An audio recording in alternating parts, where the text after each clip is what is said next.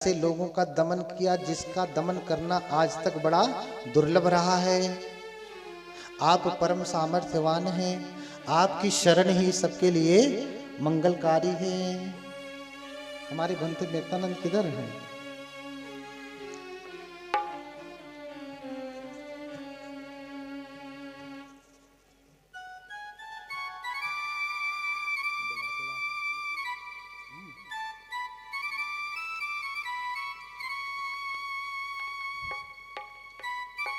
बोलिए भगवान बुद्ध की। तो भगवान की शरण ही सबके लिए कल्याणकारी है। भगवान ही सबका कल्याण कर सकते हैं। इसलिए अभिधर्म का उपदेश करके भगवान संकिसा आए, तब से वो संकिसा की भूमि पूजित हो गई। हमारे देखिए एक भंते वहां बैठे हैं ना, वो छोटे वाले वहीं से आए हैं, संकिसा से आए हैं, वहीं बगल से आए हैं, अलौकिक भूमि से आए हैं। अभी कुछ दिन पहले इनके यहाँ अभिधर्म की पूजा थी, अभिधर्म का संगायन था। जिस धर्म का उपदेश भगवान ने देवलोक में किया उसी का पाठ चल रहा था वहीं संकिसा में। तो ऐसे हैं भगवान बुद्ध, ऐसे हैं उनकी महिमा। बोलिए भगवान बुद्ध की। हाँ, ऐसे भगवान की महिमा अगर किसी के ऊपर आ जाए, जिनकी सेवा में स्वयं ब्रह्मा है, जिनकी सेवा में स्वयं इंद्र हैं, जिनकी सेवा में चातुम महाराजी के देवता हैं, जिनसे आप प्रार्थना करते हैं, हाथ जोड़ते हैं, वो किसकी सेवा कर रहे हैं? भगवान बुद्ध की। यही वो भगवान हैं जिनकी वो सेवा में लगे हैं। और जब उन्होंने धर्म जाना, बुद्ध हुए, तब भी ब्रह्मा जी आए और हाथ जोड़ करके निवेदन किया, देशीसु भगवा धम्मं अन्या तारो भविष्यति। हाथ जोड़ करके निवेदन किया था, भगवान आप उपदेश करें तभी इनकी आंखें खुलेंगी, नहीं तो ये पूजते ही रह जाएंगे, इनको कुछ मिलेगा नहीं। तभी जाकर के कृपा करके भगवान ने उपदेश दिया सारनाथ में। हाँ? भगवान के शब्दों में भी इतनी क्षमता है। भगवान किसी को कह दे मात्र, भगवान मात्र किसी को कह दे मंगल हो, तो भयंकर से भयंकर संकट भी टल जाता है। एक बार एक सुप्रवासा नाम की स्त्री है, उसको गर्भ रहा बहुत लंबे समय तक। कितने लंबे समय तक? 9 महीने बीत गए, बच्चा नहीं हो रहा। ध्यान से सुनिएगा, माताओं को बहुत तकलीफ होती है, फिर हॉस्पिटल ले जाना पड़ता है। सिर्फ ले जाना ही नहीं पड़ता, कटवाना भी पड़ता है। कटवाना ही नहीं पड़ता, उसको पकड़ के खींच के निकालना पड़ता है, चल बाहर निकल। कभी कभी तो केस बहुत क्रिटिकल होती है, डॉक्टर भी परेशान हो जाता है, कैसे निकालें इसको, कैसे रक्षा होगी। और ये सारा संकट मां को सहना पड़ता है। बाकी सारे ऑपरेशन तो डॉक्टर बेहोश करके कर देगा, लेकिन ये ऑपरेशन आपको, ये पीड़ा आपको आंखों के सामने देखते हुए, जीते जागते खुली आंखों से सहना पड़ता है मां को। इतना भयंकर कष्ट न सहना पड़े, इसलिए आपको एक अचूक मंत्र बता रहा हूं, ध्यान से सुनिएगा, फिर यह संकट नहीं आएगा। देखिए भगवान के समय में सुप्रवासा कैसे बचती है। सुप्रवासा को गर्भ हो गया 9 महीने का, बच्चा नहीं हो रहा। उस समय तो कोई ऑपरेशन नहीं था ना कि चलो डॉक्टर के पास कटवा के निकलवा दे, सीजर करा दे। 10 महीने हो गया, बच्चा नहीं हो रहा। 9 महीने के बाद एक दिन भी माता के लिए सुखदायी हो सकता है? हाँ? नहीं, फिर हर दिन मां के लिए कष्ट है, 24 घंटा पीड़ा होगी, उसे परेशानी होगी। लेकिन 10 महीने बीत गया, अभी भी बच्चा नहीं हो रहा। 10 महीने बीत गए, 9 तो छोड़िए। अब सोचिए कितनी भयंकर समस्या है, कितना भयंकर संकट है। 10 महीने बीत गया, अभी भी बच्चा नहीं हो रहा है। सारे उपाय कर लिया, सारे मंत्रों का जाप करवा लिया, सारी पूजा पाठ जो भी करना था सब करवा लिया, कुछ आराम नहीं हो रहा है। उस समय आज के जैसे डॉक्टर नहीं थे, जो औषधियां खानी थी औषधि खा लिया, लेकिन कोई लाभ नहीं, बहुत परेशान है। अब क्या करें? 11वां महीना चलने लगा, देखते देखते सारी उपाय, सारी औषधि, सारी पूजा, सारा पाठ, सारी अर्चना, सारी आराधना, जो जो जिसने जिसने भी बताया, जैसे जैसे बताया, सब कर डाला, लेकिन बच्चा होने को तैयार नहीं। माँ को असह्य पीड़ा हो रही है। कभी ऐसा हुआ है कि माँ को 9 महीने 10 महीने बीतने के बाद भी बच्चा ना हो रहा हो? ऐसा होता है आज? कभी कभी होता है कि 9 महीने के बाद भी बच्चा नहीं होता है, या 9 महीने में ही बच्चा बहुत परेशान करता है। अभी पीड़ा शुरू हुई फिर बंद हो जाती है, माँ खूब छटपटाई फिर बंद पीड़ा, फिर 2-4 दिन बाद फिर पीड़ा हुई, माँ खूब छटपटाई फिर बंद, खूब नौटंकी चलती है पीड़ा की। माँ को बहुत तकलीफ होती है उस समय, माँ बहुत परेशान होती है। परेशानी गर्भ से संबंधित चाहे जैसी भी है, उसके लिए अचूक मंत्र है, उसके लिए अचूक मंत्र है। देखिए, 11वां महीना चलने लगा लेकिन बच्चा नहीं हो रहा। 11वें महीने में किसी ने कहा कि अरे जाओ, इस समय श्रावस्ती में भगवान बुद्ध ठहरे हुए हैं, उनके वचन मात्र में भी औषधि है। हाँ, वचन मत्तम भी औषधम, उनके वचन मात्र में भी औषधि है। अगर वो कह देंगे तो सारी पीड़ा डाउन हो जाएगी, सब पीड़ा खत्म हो जाएगी। लेकिन अब 11 महीने का हो गया, वो महिला चल नहीं सकती, इसलिए अपने पति को भेजती, सुन रे ब्राह्मण जा, ऐसे ही बोलती है, सुन रे ब्राह्मण जा, मेरी तरफ से भगवान बुद्ध को प्रणाम करना। उसकी चलती थी घर में, उसके सामने ब्राह्मण हाथ जोड़ के खड़ा रहता था। तो आदमियों की सारी सरकारें चलती हैं, पूरे देश में आदमी सरकार चला सकता है, लेकिन गृह मंत्रालय उसके हाथ में नहीं है, वहां तो उन्हीं का शासन चलता है। तो कहती है, सुन रे ब्राह्मण जा, मेरी तरफ से भगवान बुद्ध को सिर से प्रणाम करना, मेरी तरफ से जाना और पंचांग प्रणाम करना भगवान को, और कहना कि भगवान सुप्रवासा आपका कुशल मंगल पूछती है, और सुप्रवासा 11 महीने के गर्भ से परेशान है, बच्चा जन्म नहीं ले रहा है, भगवान आप अनुकंपा करें। ब्राह्मण जाता है, भागा भागा भागा भागा जाता है, जाने में उसे 5 दिन लग जाते। जाने में कितना लगता है? 5 दिन लग जाते। और पहुंचता तो भगवान को दूर से ही देख करके बड़ा प्रसन्न होता। कहीं पे उसने आराम नहीं किया था, चलते हुए आ रहा है, चलते हुए आ रहा है, क्योंकि रुकेगा तो ज्यादा विलंब होगा, विश्राम करेगा तो 5 की बजाय 10 दिन लगेगा। इसलिए भागा भागा आया, थका हारा, लड़खड़ाते हुए भगवान को दूर से देखा, भगवान के चरणों में जाकर के गिर जाता है, लिपट करके रोने लगता है, भगवान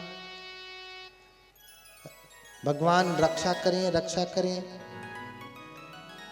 भगवान बोले, क्या हुआ ब्राह्मण? बोले, भगवान मेरी पत्नी आपके चरणों में वंदना करती है, आपका कुशल मंगल पूछती है, अभी उसे 11 महीने का गर्भ हो गया, बच्चा जन्म नहीं ले रहा है, भगवान आप कृपा करें।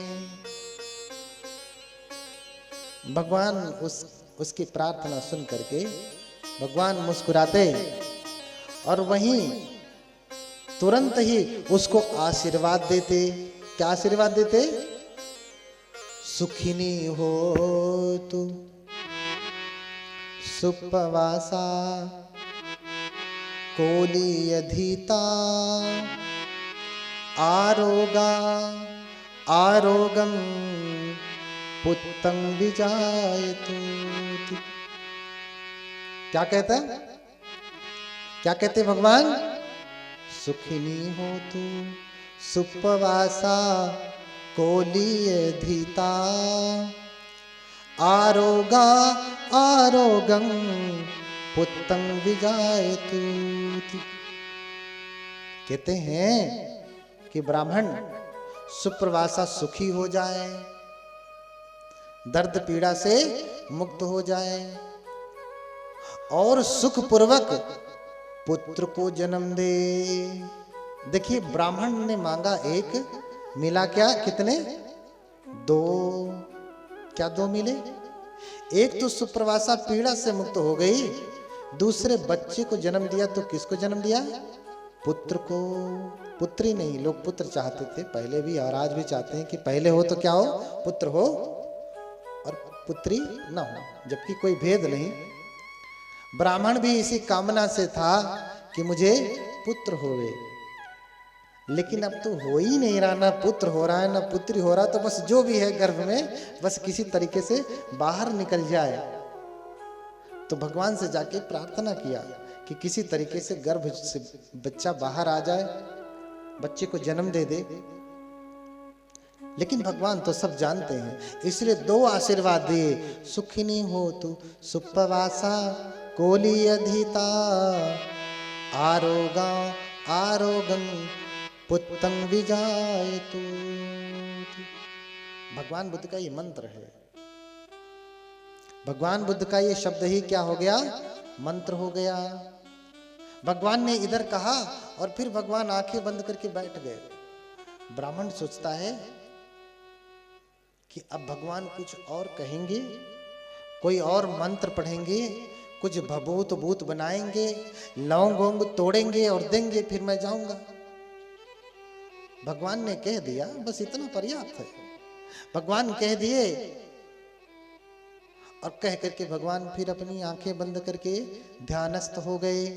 ब्राह्मण इंतजार कर रहा है, 1 घंटा 2 घंटा 3 घंटा 4 घंटा 5 घंटा ब्राह्मण बैठा है वहीं पे कि अब भगवान आंखें खोलेंगे, मंत्र पढ़ेंगे, भभूत वभूत बनाएंगे, लौंग वोंग तोड़ेंगे, कुछ और देंगे। लेकिन भगवान तो आंखें बंद करके बैठ गए, आंखें खोल ही नहीं रहे। उसकी हिम्मत भी नहीं हो रही कि फिर दोबारा कह दें भगवान ने आंखें खोलिए। फिर सोचता है, लगता है कि यहां भी काम बनने वाला नहीं है। वापस निराश होकर के घर की तरफ चल देता हूं। जाने में तो उसे कम समय लगा, 5 दिन लगे। आने में उसका दुगना समय लग गया, क्योंकि पहले उत्साह से गया था, अब हार करके गया है, थक करके गया है। इसलिए धीरे धीरे जाता, कोई चारा नजर नहीं आता। लेकिन जैसे ही दूर से देखता उसका घर, और फिर उसके कानों में शब्द पड़ते। कौन से शब्द पड़ते? बच्चे के रोने की। बच्चा जोर से चिल्ला रहा कि हाँ कहाँ आ गया। बच्चा चिल्लाता है ना, बच्चा जोर से चिल्ला रहा है, जोरों जोरों से चिल्ला रहा है। और सोचता है ब्राह्मण की, अरे मेरे घर से स्वर आ रहा है, ये किसका स्वर है। फिर दौड़ के भागता हुआ भागते भागते आता है, तुरंत घर के अंदर झांकता तो उसकी पत्नी अपने बच्चे को गोद में खिला रही है और बच्चा रो रहा है। उसको चुप करा रही है, चुप हो जा मुन्ना, चुप हो जा मुन्ना, चुप हो जा मुन्ना। और वो चिल्ला रहा है। इतना बदमाश तो था ही जो इतने दिन तक गर्भ में माँ को परेशान किया, अब बाहर आके चिल्ला के परेशान कर रहा है। हाँ, चुप हो जा मुन्ना, चुप हो जा मुन्ना। ब्राह्मण देखते ही झरझर रोने लगता, उसकी आंखों से आंसू बहने लगते। ब्राह्मण को रोता देख करके सुप्रवासा भी रोने लगती, कहती भगवान धन्य है, भगवान धन्य है। अरे सुप्रवासा, भगवान ने एक ही वाक्य कहा था कि सुप्रवासा सुखी हो जाए और पुत्र को जन्म दे दे। इतना ही कह करके भगवान ने आंखें बंद कर ली।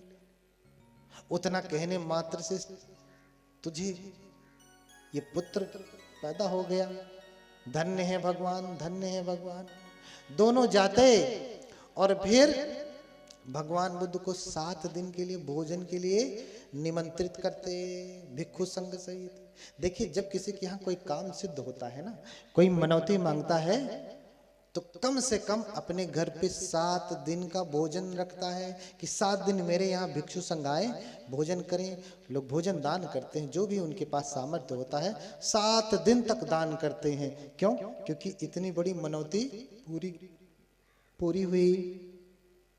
यहां तो मनौती पूरा हो जाए, पहले भगवान पूरा करिए फिर। हाँ, पहले मनौती पूरा करिए। पहले आप शर्त रखते हैं कि पहले काम ये करो, पहले हमारा काम भगवान बुद्ध ये कर दें। एक उपासिका यहीं बैठी है, दान देने वाली भी हैं, इसी में से हैं, नाम नहीं लूंगा, वो समझ जाएंगी। उन्होंने कुछ दान दिया और हमने कहा कि आप तो इतनी सामर्थ्यवान हैं कि स्वयं भगवान की कथा लगा सकते। बोले हाँ बनते, आशीर्वाद दीजिए, मेरा ये काम हो जाएगा तो मैं लगाऊंगी। क्या कहा? हाँ बनते, आशीर्वाद दीजिए, कोई काम बताइए, ये काम हो जाए तो मैं कथा लगाऊंगी। भगवान बुद्ध का धर्म सुनना, वो भी शर्त से। शर्त ये है कि ये काम भगवान करें तब मैं उनका धर्म सुनेंगी, नहीं तो कोई। हाँ, पहले मेरे जीवन का ये काम हो, ये दुख दूर हो, तब मैं भगवान को मानूंगा, मानूंगी, अन्यथा मैं मानने वाली नहीं है। जब दुख आता तो सब लोग चिल्लाते हैं, लेकिन सुख में नहीं। जानते हैं कबीरदास क्या कहते हैं? क्या कहते हैं?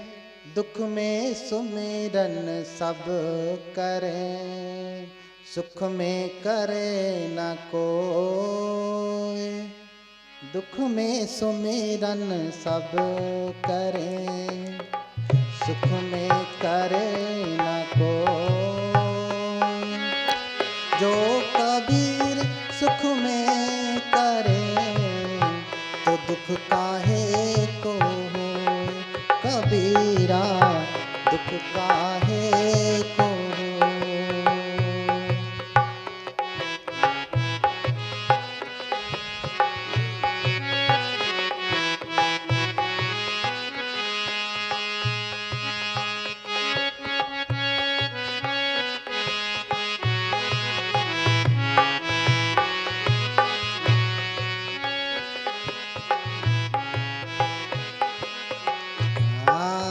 तो दुख काहे को हो? दुख में तो सुमिरन सब करते हैं, याद सब करते हैं भगवान को, दुख में कथा सब सुनते हैं। यहाँ 80% लोग इसीलिए कथा सुन रहे हैं क्योंकि उनके जीवन में दुख है। दुख में तो सभी सुनते हैं, सुख वाले बैठ करके मस्ती कर रहे हैं। जब उनके जीवन में दुख आएगा, अभी हम क्यों जाए? जब आएगा तो जाऊंगे भगवान के पास। लेकिन कबीरदास कह रहे हैं कि दुख में सुमिरन सब करे, सुख में करे ना कोई। अजो सुख में सुमिरन करे, तो फिर दुख काहे को होए। हाँ, सुख में ही हम सुमिरन कर रहे हैं कि हे भगवान आपकी कृपा, आपकी अनुकंपा हम पे बनी रहे, तो दुख काहे आएगा? दुख आने वाला नहीं है। आपकी हमेशा रक्षा होती रहेगी।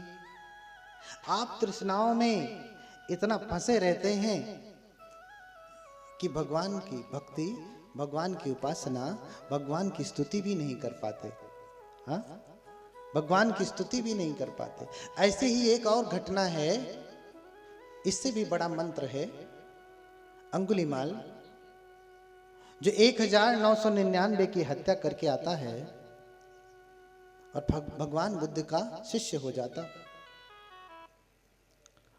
शिष्य होने के बाद जब वो एक दिन चारिका के लिए निकलता है, भोजन के लिए निकलता है पात्र लेकर के, तो लोग पहले तो उसके ऊपर पत्थर फेंकते हैं। पहले क्या करते? पत्थर फेंकते। क्यों?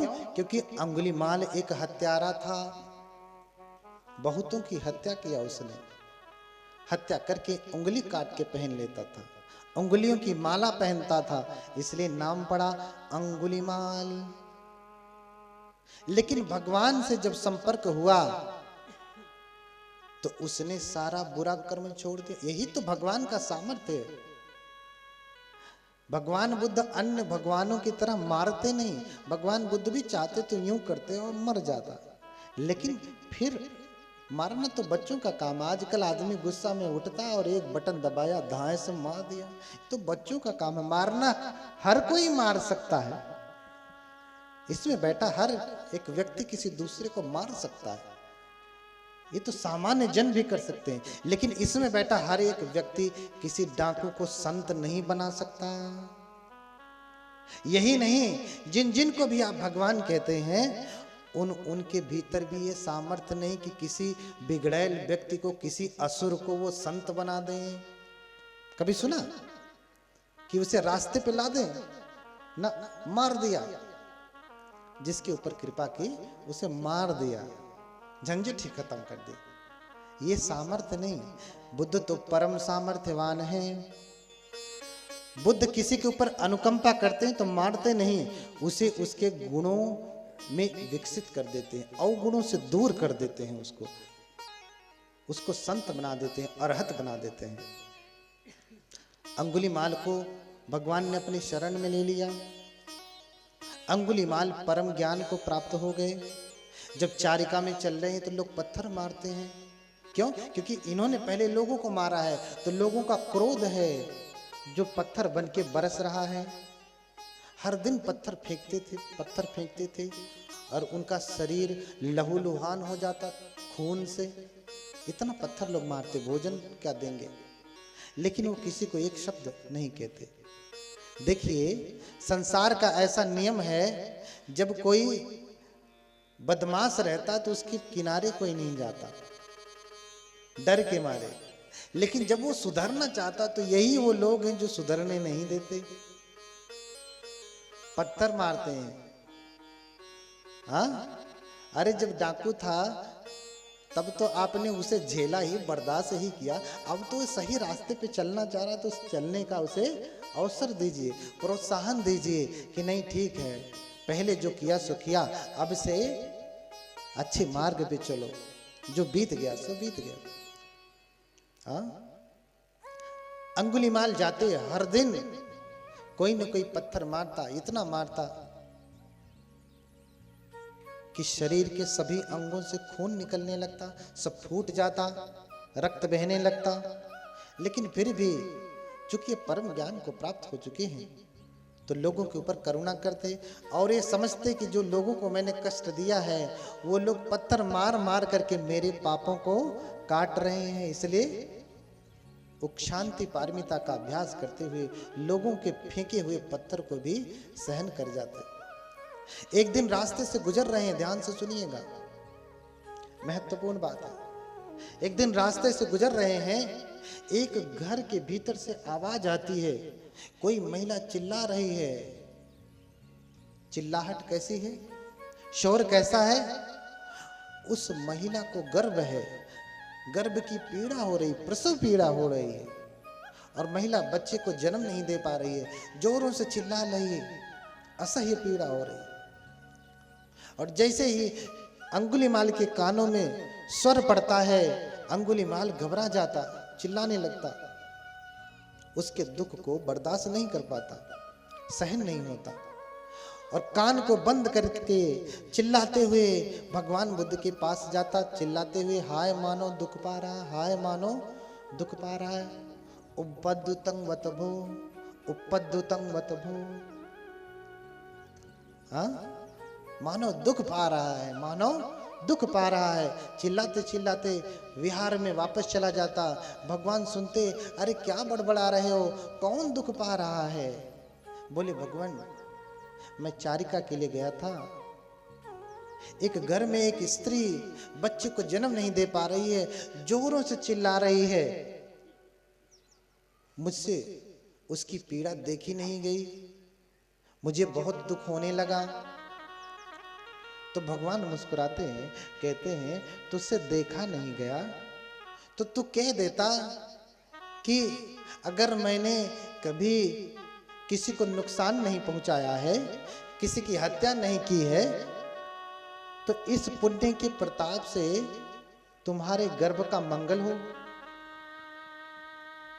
तो अंगुलीमाल कहता, भगवान ऐसा मैं कैसे कह देता, मैंने तो हजारों लोगों की हत्या की है, हजारों लोगों को कष्ट दिया है, हजारों लोगों का घर उजाड़ा है, मुझसे बड़ा पापी कौन। तो ये तो वचन झूठा हो जाएगा। तो फिर भगवान मुस्कुराते, तो तुम ऐसा कहते कि जब से मैंने आर्य धर्म को जाना, ध्यान से सुनिएगा, अभी मंत्र है यही और ये मंत्र आपको याद करवाऊंगा। हाँ, जब से मैंने आर्य धर्म को जाना, तब से मैंने किसी की भी हिंसा नहीं की, किसी की भी हत्या नहीं की। इस सत्य वचन से तेरे गर्भ का कल्याण हो। तो तू ये मंत्र क्यों नहीं बोला? बोला हाँ भगवान, जब से मैंने आर्य धर्म को जाना, अर्थात जब से मैं भगवान बुद्ध की शरण में आया, तब से मैंने छोटे से छोटे चींटी की भी हत्या नहीं की, ना तो उसको नुकसान पहुंचाने की भावना भी की कि इसका नुकसान हो जाए। मैंने सबका ही मंगल चाहा है। बोले भगवान, तो तूने ऐसा चाहा है तो जा करके अपने इस तपोबल से उसे आशीर्वाद दे और ये मंत्र पढ़। जाके द्वार के सामने ये वाला मंत्र पढ़ना। कौन सा मंत्र? ध्यान से सुनना। यतोहं भागिनी, यतोहं भागिनी अरियाय जातिया जातो, नाभिजानामि सच्च पाणिनं जीवितं ओरोपेता। बोलिए भगवान बुद्ध की करुणा हो। यही मंत्र है, रिकॉर्ड कर लीजिए, सुन सुन करके याद कर लीजिए, नहीं तो लिख लीजिए। जब आपको परेशानी हो तो आप ये मंत्र जपिएगा। अंगुलीमाल द्वार के सामने जाता, जिस स्त्री को गर्भ था, द्वार के सामने हाथ जोड़ करके खड़ा हो जाता। यतोहं भागिनी अरियाय जातिया जातो, ना भी जाना मी संचिच पाणिनम जीविता ओरोपेता। और जैसे ही अंगुलीमाल इस मंत्र का जप करते ही उस महिला की प्रसव पीड़ा शांत हो गई। देखते ही देखते उसने संतान को जन्म दे दिया। फिर अंगुलीमाल की जय जयकार होने लगी। जो लोग पत्थर मारते थे आज उसे कंधों पे उठा लिया। अरे अंगुलीमाल की जय हो, बोलिए अंगुलीमाल की जय हो, बोलिए अंगुलीमाल की जय हो। अरे अंगुलीमाल ने एक मंत्र पढ़ा, यतोहं भागिनी अरिया जातिया जातो, ना भी जानामि संचिच पाणिनम जीविता ओरोपेता। इसके मंत्र पढ़ते ही उसके गर्भ की पीड़ा शांत हो गई और उसने बच्चे को जन्म दे दिया। ये अंगुलीमाल परम तपस्वी हैं, परम सामर्थ्यवान हैं। बोलिए भगवान बुद्ध की। तब से लेके आज तक जब जब कभी किसी बौद्ध देश में माताएं गर्भवती होती हैं, आप श्रीलंका में चले जाइए,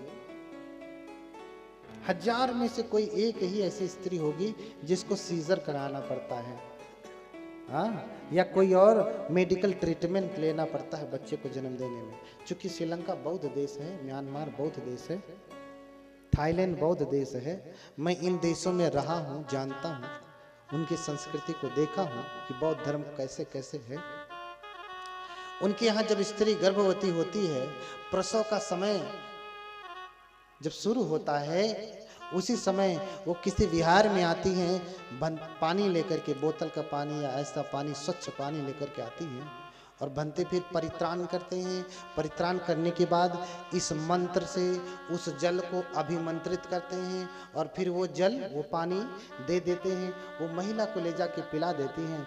महिला सुखपूर्वक बच्चे को जन्म देती हैं। तो मंत्र फिर से सुनिए, हाथ जोड़िए, हाथ जोड़िए। कौन सा मंत्र है? यत